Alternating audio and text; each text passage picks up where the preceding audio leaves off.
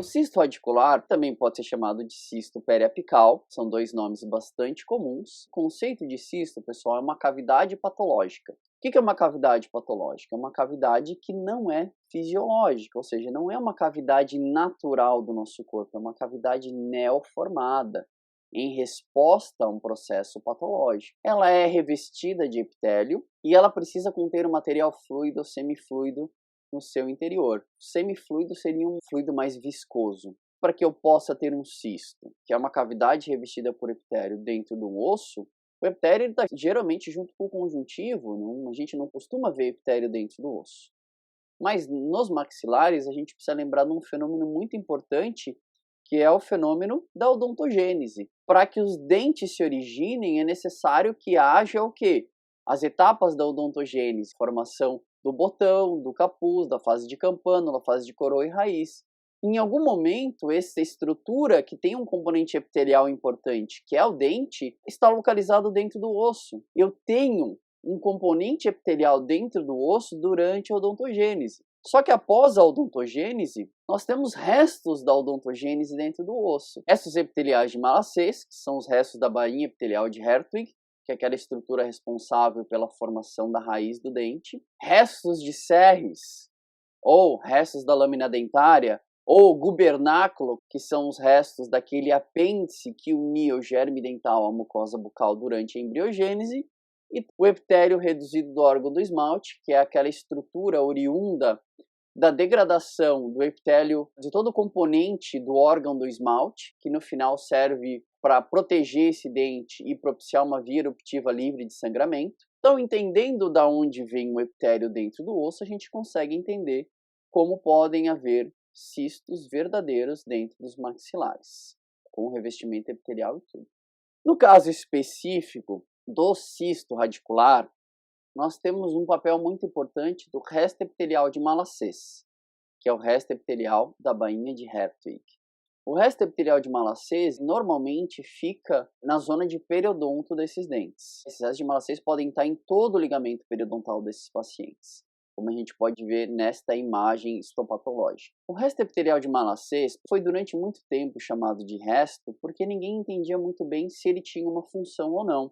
Ele basicamente era alguns fragmentos de epitélio, alguns grupamentos de células epiteliais que eram oriundos da degradação da bainha epitelial de Hertwig e que teoricamente permaneciam quiescentes, permaneciam dormindo ali naquele ligamento. Com o tempo foi se descobrindo que na verdade eles têm alguma importância. Então, por exemplo, hoje sabe-se que o resto de Malassez é um dos caras que trabalha a favor da manutenção do espaço do ligamento.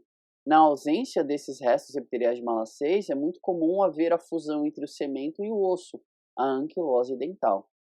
Mas enfim, esse não é nosso objetivo aqui. Nosso objetivo é saber que existem restos epiteliais e quando eles são de Malassez, eles normalmente estão no ligamento periodontal desses dentes e isso vai fazer muita diferença para a gente daqui para frente. Por quê? Imagina, pessoal, que eu já tenho um granuloma estabelecido. Olha ali o título desse slide, granuloma. Viajamos um pouquinho para a aula passada. Então, a partir do granuloma periapical, que a gente pode ver aqui em grande aumento nessa figura centralizada, nós temos um tecido de granulação no periápice de um dente. Esse tecido de granulação é um tecido jovem, com metabolismo muito alto. Portanto, ele tem um suprimento de nutrientes que chega através dos neovasos bastante abundante. Além disso, esse tecido de granulação ele é cronicamente inflamado. O que isso quer dizer? Isso quer dizer que ele está cheio de mediadores químicos, de citocinas inflamatórias. Entre essas citocinas, nós temos fatores de crescimento. Agora imagina que, por acaso, nós temos um resto epitelial de Malassez ali naquele granuloma. Esse resto epitelial de Malassez ele estava presente no ligamento periodontal desse dente, mais para a região apical. Ele acabou sendo abrangido por este processo de granuloma periapical. E aí esse resto epitelial de Malassez, que teoricamente estava quiescente, se encontra no meio cheio de nutrientes, cheio de oxigênio e recebendo muita estimulação para crescer por causa da abundância dos fatores de crescimento. E o crescer dessas células é multiplicar. Então, aos poucos, esse resto epitelial de Malassez, com essa estimulação toda, ele deixa de ser uma estrutura quiescente, essas células passam a metabolizar e a se dividir. Esse resto epitelial de Malassez, que era composto por, sei lá, 6 células, agora vai ter 12, de 12, 24, e assim por diante, vai em progressão geométrica. O fato é que você vai ter uma estrutura epitelial, uma ilha epitelial, cada vez mais rica em células, cada vez maior, mais ampla, mais espessa. E se a gente lembrar que a gente está tratando de um modelo que é em 3 dimensões, apesar de na tela aparecer 2 dimensões, a gente tem que lembrar que tudo isso é 3 dimensões, você está tendo realmente uma esfera de epitélio, uma ilha de epitélio que tem volume. E conforme o tamanho dessa estrutura, dessa esfera, dessa ilha de epitélio cresce, nós começamos a ter um problema de ordem nutricional, porque o epitélio ele não tem vasos dentro de si mesmo. O epitélio se nutre por difusão. A difusão basicamente é a passagem passiva ou ativa de líquidos ricos em nutrientes de uma célula para outra. Então, a partir da periferia dessa estrutura epitelial, a partir do conjuntivo que circunda essa estrutura epitelial, nós temos a chegada dos nutrientes. Esses nutrientes eles vão passando célula a célula. Cada célula que recebe esses nutrientes pega tudo que ela precisa para sobreviver e já joga também os seus metabólitos, né, a sua sujeira celular ali. E conforme esse processo vai chegando ao centro desta ilha, dessa esfera, as células centrais recebem cada vez um líquido mais pobre em nutrientes e mais rico em sujeira celular. E aí essas células centrais começam a morrer, morrem por déficit nutricional e por estarem sendo expostas a uma grande quantidade de dejetos celulares, metabólitos celulares. E este processo de proliferação periférica vai acontecer de forma progressiva e quanto mais prolifera na periferia, mais o centro fica sem nutrição, células passam a entrar em necrose. Passa a haver uma necrose de um conjunto de células centrais. Quando essas células necrosam, um dos eventos importantes que acontecem ali é o rompimento da sua parede, da sua membrana citoplasmática e, portanto, a liberação do seu conteúdo proteico nessa região central. E essas células que liberam o seu conteúdo proteico vão formando um caldo ali dentro que é um material fluido ou semifluido. Continua tendo a proliferação periférica que leva à necrose central. Até que a gente tem uma estrutura que é uma cavidade patológica, revestida por epitélio e contendo material fluido ou semifluido no seu interior, ou seja, a gente tem um cisto.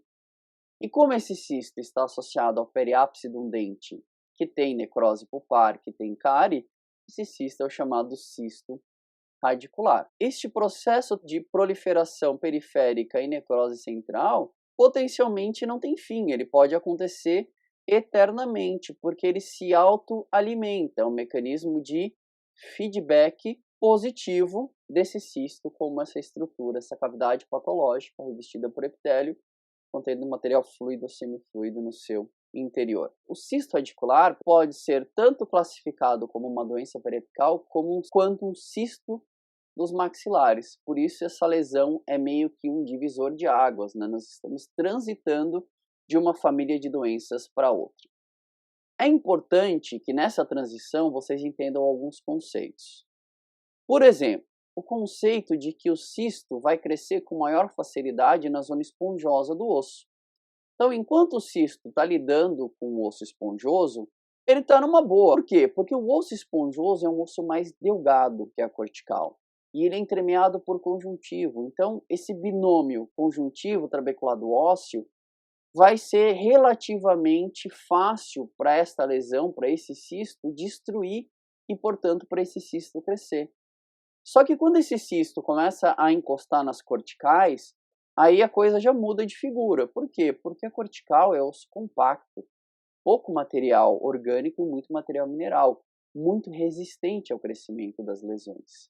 Esse cisto vai naturalmente continuar crescendo, tentando crescer para todas as direções, crescendo numa forma circular ou esférica.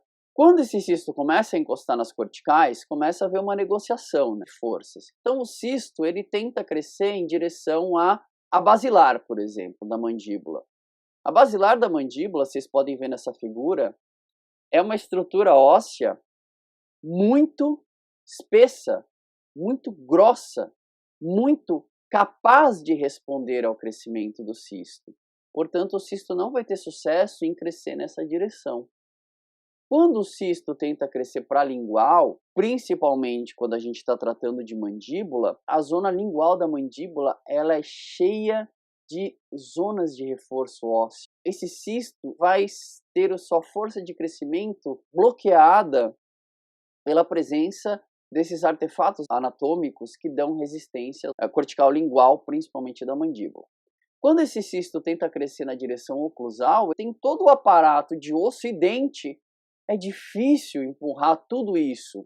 Então esse cisto também não vai ter sucesso na tentativa dele de crescer em direção oclusal. Quando ele está tentando crescer em direção vestibular, ele naturalmente encontra uma cortical que é mais delgada e que aceita melhor essa pressão de deformação.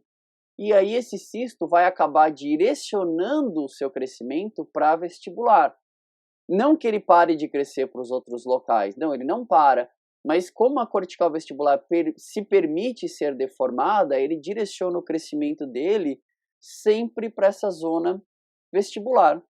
E aí, aos poucos, uma tábua óssea vestibular que era verticalizada, aos poucos ela vai se inclinar e vai chegar mais próximo de um quadro de horizontalização. Essa inclinação da cortical vestibular vai acabar roubando o espaço do fundo de sulco vestibular. Então esse fundo de sulco vestibular ele vai perder profundidade. E é um fenômeno que a gente observa nos nossos pacientes e a gente vai chamar de apagamento do fundo de sulco vestibular. O diagnóstico dos cistos vai ser, na maioria dos casos, associação entre características clínicas, radiográficas e histopatológicas. No caso do cisto radicular, as características histopatológicas acabam não sendo tão preponderantes, porque na maioria dos casos a gente vai optar por um tratamento conservador. Vocês já entenderam o conceito do cisto radicular, que também pode ser chamado de cisto periapical.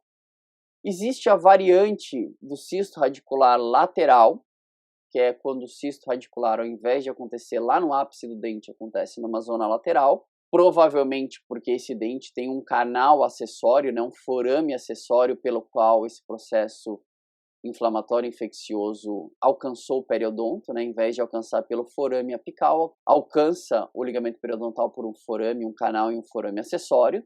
São doenças, independente de estarem em zona periapical ou lateral, assintomáticas, o paciente não percebe que as porta.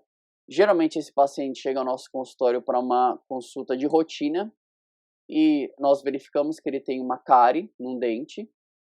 Fazemos o teste de sensibilidade pulpar, percebemos que a sensibilidade pulpar é negativa, ou seja, o dente tem necrose pulpar. Procedemos ao exame radiográfico e observamos uma lesão periapical compatível com cisto radicular. Como é a história de vida do cisto? Mesma coisa, cárie seguida de pulpite, seguida de necrose pulpar, seguida de inflamação periapical, seguida de abscesso agudo transitar por crônico, seguida do granuloma periapical e finalmente dá origem ao cisto radicular. Então não tem novidades, a gente está sempre trabalhando numa escada em que a gente inclui um degrau, a gente está sempre nessa escada. Se vocês forem olhar lá a primeira lesão periapical, que é a pericementite, a gente construiu uma escada e foi incluindo doença a doença, a gente foi incluindo um degrau nessa escada. Então a gente pode ver aí nessa figura o cisto radicular periapical, representado no número 1, e o cisto radicular lateral, representado no número 2. Clinicamente, o paciente tem uma infecção naquele dente, a gente não imagina um cisto radicular sendo originado por outro agente etiológico que não o infeccioso, microbiano, biológico, bacteriano. De novo, diversos termos que nós podemos utilizar. Quando ele está localizado no ápice da raiz dental, ele é o cisto radicular periapical. Quando ele está localizado na lateral, ele é o cisto radicular lateral. Clinicamente, se o paciente não exibe sinais e sintomas evidentes, e a gente vai descobrir essa lesão numa radiografia de rotina, nós vamos ter que dar muita ênfase para a observação radiográfica, ela vai ser muito importante. O que nós podemos observar nessas duas radiografias, que o cisto radicular se caracteriza por uma lesão radiolúcida periapical, de limites bem definidos, e com osteogênese reacional. É basicamente muito parecida com o granuloma, só que agora, além de limites bem definidos, existe a osteogênese reacional. Observem aí nessas duas radiografias. Numa das radiografias, a radiografia que está à esquerda da tela de vocês, a gente observa que é uma periodontite apical secundária. Já foi feito um tratamento endodôntico de baixa qualidade nesse dente. E aí você vai ter que fazer um retratamento endodôntico desse dente. Se tiver sucesso, você vai restaurar a saúde daquele paciente. Já no caso da radiografia que está na parte direita da tela de vocês podem observar que você tem um cisto radicular associado a uma raiz residual. Não tem sentido tentar fazer uma endodontia, um tratamento endodôntico numa raiz residual. Ela não tem perspectiva futura de recuperação. Então, esse é o caso em que você extrai essa raiz residual e cureta o cisto, ou tenta remover o cisto na íntegra para fazer análise histopatológica. Aqui um exemplo de cisto radicular lateral, cometendo a zona lateral de um pré-molar, uma lesão radiolúcida de limites bem definidos. Infelizmente, a gente não consegue ver com tanta clareza a osteogênese reacional desse caso. Como diagnóstico diferencial do cisto radicular, nós temos o granuloma periapical, que foi a doença que o antecedeu, que já tinha limites bem definidos na radiografia, mas não tinha osteogênese reacional. Nós temos a displasia cemento-óssea periapical na fase osteolítica, as cavidades anatômicas. Histologicamente, pessoal, nós temos duas categorias de cistos, ou dois tipos de cisto radicular. O cisto radicular verdadeiro e o cisto radicular em baía, ou cisto radicular pocket. Lembrando que pocket, em português, é bolso. No cisto radicular verdadeiro, eu não tenho uma relação de continuidade entre o canal radicular e a luz do cisto, a cavidade do cisto. Separando o canal radicular da cavidade do cisto, existe uma membrana de tecido conjuntivo e de epitélio. Esse cisto, ele é todo fechado. Já no cisto em baía, ou pocket, o canal radicular e a cavidade cística, a luz cística, se comunicam. Elas têm continuidade. Isso quer dizer que no cisto em baía, todos os medicamentos, ou medicações, ou substâncias químicas que eu colocar no canal podem alcançar a luz cística e rapidamente encontrar o epitélio de revestimento e destruí-lo. E isso vai fazer com que eu tenha sucesso no tratamento. Já num cisto verdadeiro, eu preciso com que aqueles medicamentos ou medicações ou substâncias químicas usados no tratamento endodôntico cheguem até o periápice, consigam ultrapassar a barreira de conjuntivo que existe ali e assim possam chegar ao epitélio e destruindo esse epitélio, originar o processo de reparo. Então vejam, um cisto verdadeiro, pessoal, ele tem barreiras físicas que muitas vezes são difíceis de ser transpostas por um tratamento endodôntico convencional. Então, a taxa de insucesso nos cistos verdadeiros acaba sendo maior do que no cisto em baía. Taxa de insucesso para o tratamento convencional endodôntico, tratamento não cirúrgico do cisto. A gente costuma associar, por mais que a gente não faça a histopatologia, a microscopia de todos os cistos, a gente costuma imaginar que se o tratamento endodôntico não teve sucesso, provavelmente eu estou trabalhando com um cisto verdadeiro, pois ele é mais resistente ao tratamento pelos fatores que eu já expliquei para vocês. Vendo aí a histopatologia de um cisto verdadeiro, nós temos ali um lúmen ou luz ou cavidade cística. Essa cavidade é externamente revestida por um epitélio, nesse caso o epitélio pavimentoso estratificado, a gente já vai ver detalhes dele daqui a pouco. E externamente a esse epitélio existe um componente conjuntivo que dá sustentação e suporte a esse epitélio e que nada mais é do que o granuloma que amadureceu. Este tecido conjuntivo que está à volta do epitélio, suportando e sustentando esse epitélio, na verdade é o granuloma periapical que amadureceu e se transformou num tecido conjuntivo. Ainda existe algum grau de inflamação nessa cápsula, principalmente, nesse tecido conjuntivo, vai ser variável, mas é importante a gente entender que nesse modelo, quem reveste é sempre o epitélio. Na verdade, neste modelo e todo modelo que a gente conhece, toda vez que a gente tem um epitélio, este epitélio estará revestindo. A função primordial do epitélio é revestir. Vejam ali o epitélio de revestimento. Ele é um epitélio pavimentoso estratificado. Tem áreas de acantose, que é essa área de espessamento do epitélio. Tem uma cápsula de tecido conjuntivo que está abaixo desse epitélio, sustentando ele. E aí, nesta foto, acima do epitélio, a gente tem a luz.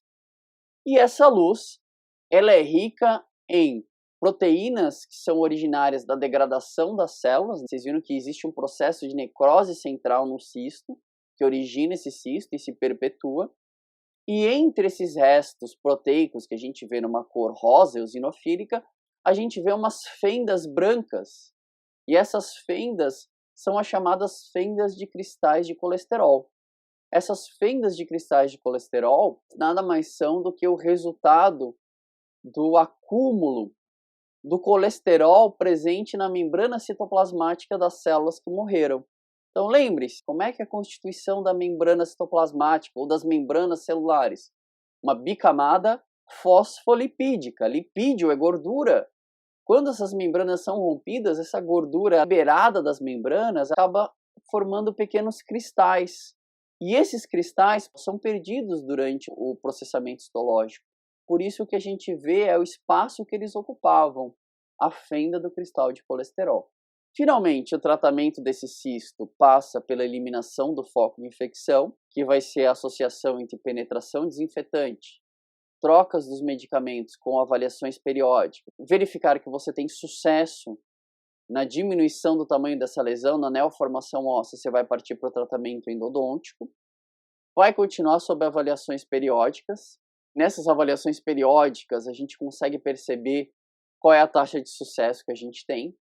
Então tem esse artigo do Caliscan de 2009, onde ele investigou num serviço hospitalar que tinha a odontologia, né? Ele investigou 10 anos da história dos pacientes que frequentaram aquele serviço com problemas periapicais e percebeu que basicamente 3/4 dos pacientes que tinham doenças periapicais tiveram cura completa com um tratamento endodôntico convencional. Então, de cada 4 pacientes com problemas, 3 tiveram seu problema sanado com um tratamento endodôntico bem feito. Aproximadamente 10% dos pacientes tiveram cura incompleta, ou seja, tiveram algum grau de remissão na imagem radiolúcida, porém não tiveram 100% de remissão, e aí foi necessário reintervir nesses pacientes, e somente aí em torno de 17% dos pacientes apresentaram falha.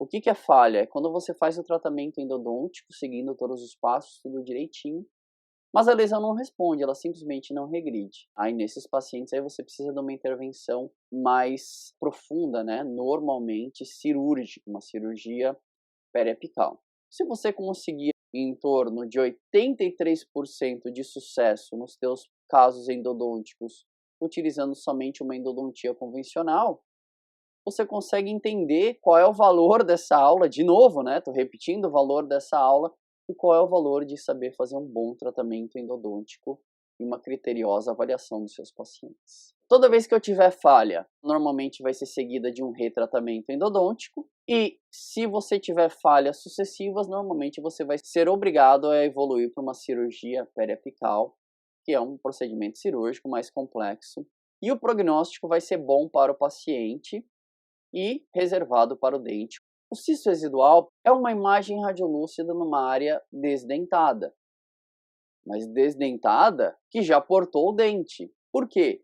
Porque eu preciso do dente para que haja a formação do cisto radicular, e depois que esse dente é perdido ou extraído e o cisto permanece lá, ele é chamado de cisto residual. Então a gente pode ter aí 2 fatores, um fator ocasional do paciente por algum motivo perder aquele dente, nunca procurar um dentista e o cisto permanecer lá, ou a gente tem o fator iatrogênico. A gente pode ter um cirurgião dentista que faz uma extração sem uma radiografia prévia, que não cureta o alvéolo do paciente, que não cureta o periápice, portanto nem sabe da existência do cisto, aquele osso e aquela mucosa cicatrizam e o cisto continua ali presente. No antigo periápice, né? Agora no osso do paciente desdentado. Como há uma diminuição no componente inflamatório, porque quando você extrai o dente, você extrai aquele foco séptico que estava presente na polpa desse dente, você tem uma diminuição do componente inflamatório e normalmente exibe uma parada no crescimento, ou seja, aquela lesão não vai crescer mais como crescia antigamente. Então vejam ali duas radiografias de cisto residual. A primeira radiografia, a oclusal, não é tão claro para a gente que é um cisto residual, pois é uma lesão grande. Essa lesão está fragilizando a mandíbula do paciente. Então existe uma maior chance dele ter uma fratura patológica nessa região.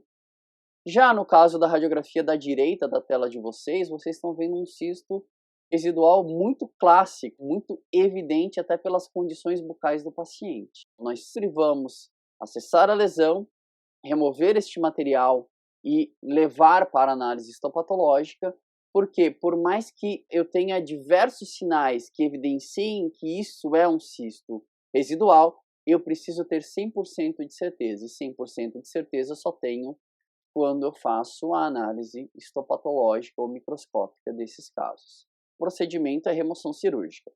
Diagnóstico diferencial: displasia segmento óssea focal, que é uma displasia segmento óssea que não é associada necessariamente a periápice de dente, cisto periodontal lateral e cavidade anatômica. O quadro histopatológico de um cisto residual que foi removido é um quadro histopatológico que vai ser parecido com o quadro do cisto radicular, porém, como há um menor grau de componente inflamatório, geralmente o epitélio exibe menos acantose, que é o que a gente vê nessa figura ali. Finalmente, o tratamento é remoção cirúrgica. Se você puder enuclear, que é remover o cisto como um todo sem romper a sua integridade, fica maravilhoso para a gente poder analisar na histopatologia. Se não for possível enuclear, parta para a curetagem, que aí você vai fragmentar aquele cisto em diversos pedacinhos, e esses pedacinhos, esses fragmentos vão ser analisados no laboratório, também é tranquilo de diagnosticar, e o prognóstico é bom. Obrigado, pessoal, a gente se vê na próxima aula.